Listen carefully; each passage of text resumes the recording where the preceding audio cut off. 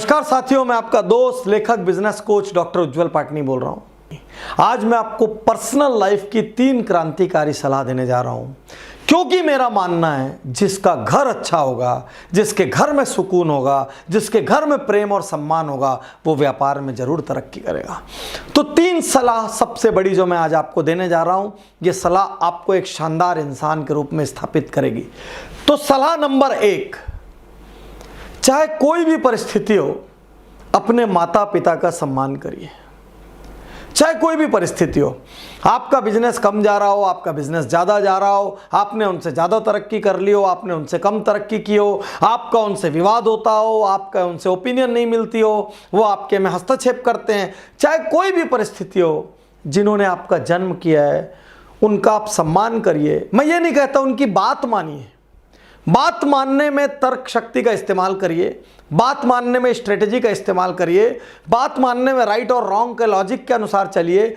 लेकिन चाहे कुछ भी हो जाए, भले उनकी और आपकी राय अलग क्यों ना हो, अपमान मत कीजिए, उनको छोटा मत बनाइए, उनको इग्नोर मत कीजिए, बल्कि ये कहिए मैं आज जहाँ पहुँचा हूँ, मैं आज जो भी कर रहा हूँ वो आपकी वजह से हूँ।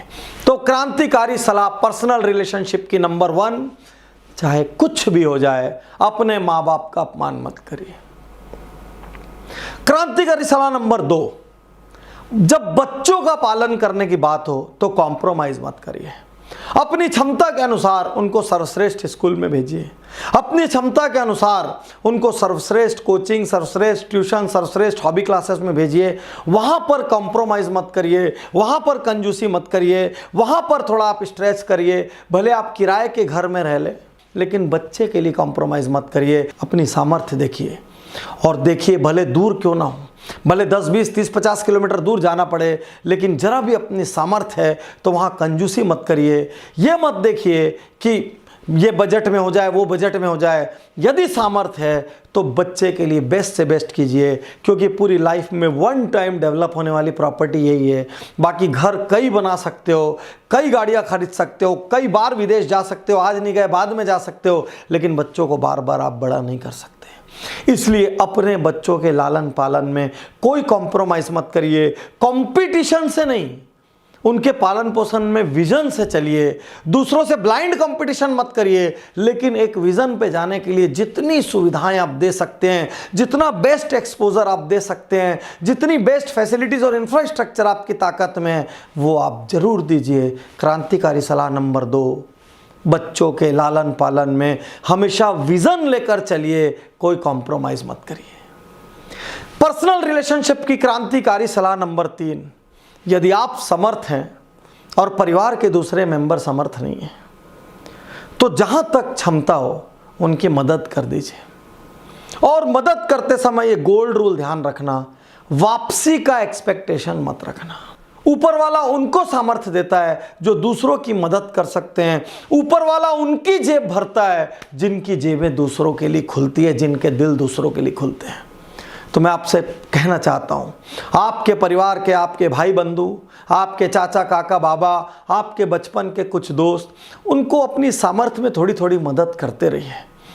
दूर दूर बहुत सारे मंदिर बनाएंगे, मस्जिद बनाएंगे, गिरजाघर बनाएंगे, जो बनाएंगे वो आप बनाते बैठिए, लेकिन याद रखिए अपने नियर एंड डियर लोगों की मदद करते रहिए। इसको मैं एक कदम आगे ले जाकर ये भी कहना चाहता हूँ कि यदि आपके कोई क्लोज स्टाफ हों जो आपके फैमिली मेंबर में कन्वर्ट हो चुके हैं, तो किसी मंदिर, मस्जिद, गुरुद्वारे में दान करने के पहले थोड़ा सा उस स्टाफ की मदद कर दीजिए। यदि उसकी बेटी की शादी हो तो कन्यादान का एक हिस्सा आप कर दीजिए। यदि वो मकान बना रहा हो तो थोड़ा सा उस मकान में आप कंट्रीब्यूट कर दीजिए। यदि वो गाड़ी ले रहा हो तो थोड़े से गाड़ी में आप कंट्रीब्यूट कर दीजिए। और यदि वो अपनी बच्चे की शिक्षा करा रहा हो और उसका बच्चा ब्रिलियंट हो तो जितनी जिम्मेदारी हो सकता है उठा लीजिए, क्योंकि वो भी आपके परिवार का सदस्य है। तो मैं कहना चाहता हूँ कि जिसमें दम हो उसी को ही ये प्रकृति और देती है, जिसमें दम होता है उसी को ईश्वर और देता है, और जो दूसरों को देता है उसका अपना घड़ा हमेशा लबालब होता है।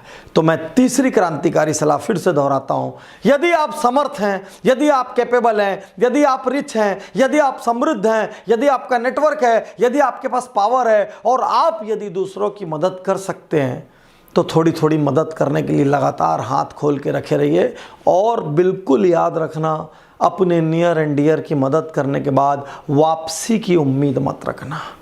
प्रॉब्लम किसी को हेल्प करना नहीं है, प्रॉब्लम तब है जब उस हेल्प के बदले हम एग्जैक्टली उससे रिटर्न की उम्मीद रखते हैं। क्योंकि जब आप रिटर्न की एक्सपेक्टेशन लगाते हैं तो वो रिलेशन नहीं होता, वो बिजनेस होता है, वो लेन देन होता है और अपनों से व्यापार नहीं किया जाता।